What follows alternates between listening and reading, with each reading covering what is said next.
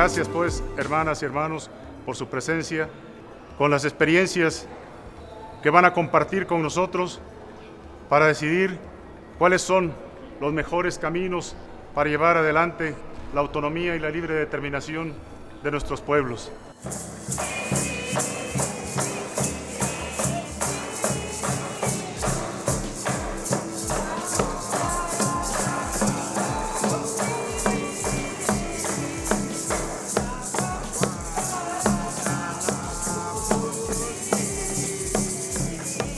There are a lot of different types of autonomies. You have autonomies which are territorial autonomies, and you have what you call functional autonomies, which could also be called ethnic autonomies. So there are some autonomies which are based on a specific territory, and there are other types of autonomies that are based on a specific ethnic group. And besides that, you have types of autonomies which exist independent of the states, and you have autonomies which exist parallel with the state structure, and then you have still other types of autonomies which are part of the state structure. So this is something it's important to learn from these different types of authorities, because in some circumstances you can use one type which is impossible in other conditions, and so on. So that's an important discussion. Hemos hecho primero el autolinderamiento del territorio de la nación One Piece, el autorreconocimiento y finalmente la autoproclamación. Después de la autoproclamación y la constitución del gobierno territorial, es que notificamos al Estado en mayo del 2017, informando al Estado que existíamos antes de la constitución de la República Peruana. De los 570 municipios que integran el Estado de Oaxaca, 417 se rigen por el sistema de usos y costumbres. Es un sistema de elección comunitario 100%, donde no intervienen los partidos políticos. Esto, al paso del tiempo, nos ha dado autonomía, nos ha dado autodeterminación. Russia was one of the first countries in the world which put the principle of self-determination of peoples and nations as a state policy. It was proclaimed in 1917 after October Socialist Revolution.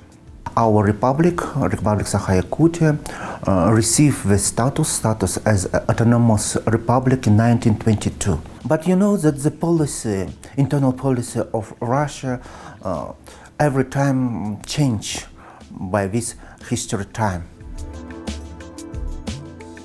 Before colonization, a community like the Maasai was self-organized, it's territorial. There are different Maasai territorial sections spread, and they know where this is our land. They have their own governance system, institution of governance. They have their own leadership, their own armies, the warriors. Greenland has a territorial autonomy, which was negotiated between Greenland and Denmark in 2 rounds. First up till the Home Rule Agreement, which was inaugurated in 1979, and then latest with the Self-Government Agreement, which is from 2009. And especially the Self-Government Agreement has given us a much more wider autonomy, and actually it includes also the right of the people of Greenland to declare ourselves independent on the basis of a referendum. So it's a very wide autonomy agreement, and it was debated and negotiated for many years. Existing autonomies in India have not worked very well. Now for that there are many reasons. There are institutional design problems, institutional capacity problems of both the state and of the existing autonomy. How do we address this?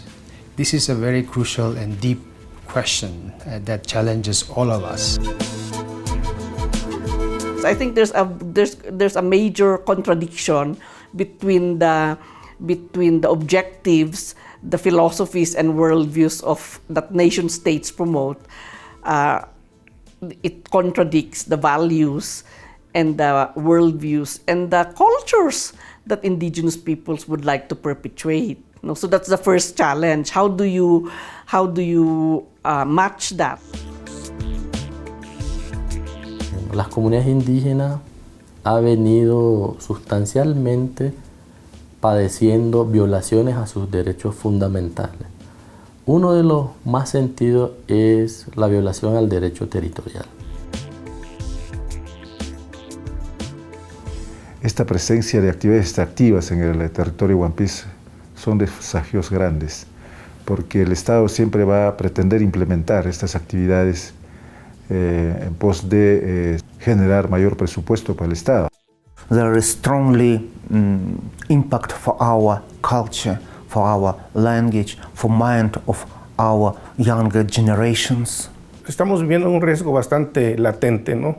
Porque a veces la forma de solucionar los problemas es desapareciendo o asesinando a los que en su momento están al frente de esta lucha social. Nos queda bastante claro también a nosotros que es el riesgo, pero más sin embargo creo que es más importante defender lo que por derecho nos corresponde. Uno de los temas que como comisión, ¿cierto?, hemos planteado, y creo que las diversas intervenciones en estos días han confirmado, es cómo avanzar en el derecho a la autonomía y la libre determinación en un contexto actual que nos parece de retroceso de los derechos. Y ahí creo que la Comisión cumple un rol muy importante en, de alguna manera, mantener los estándares que ya se han sido alcanzados y intentar ser como un obstáculo a estos retrocesos para que podamos seguir avanzando hacia el derecho a la libre determinación. Creo que podríamos avanzar trabajando para colaborar en procesos de diálogos propositivos entre pueblos indígenas y gobiernos sobre el tema de autonomía y autogobierno. También creemos que es importante fortalecer la actuación de las instituciones nacionales de derechos humanos en esos procesos nacionales o locales de implementación de la declaración.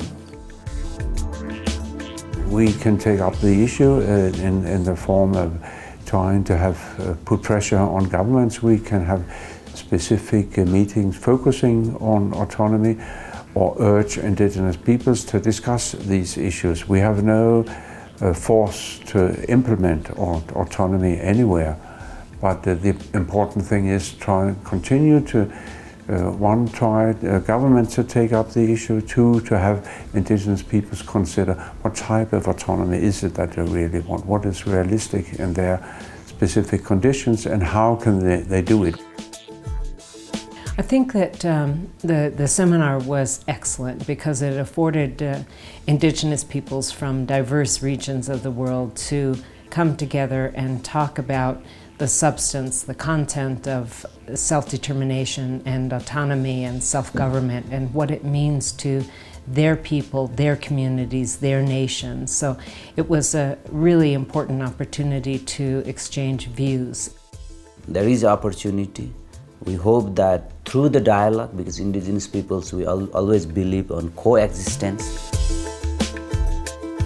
The message to governments is for them to look at the positive outcomes of indigenous peoples governing themselves and acknowledge that these are contributions to national development, and that and stop looking at indigenous peoples as if they are obstacles to national development.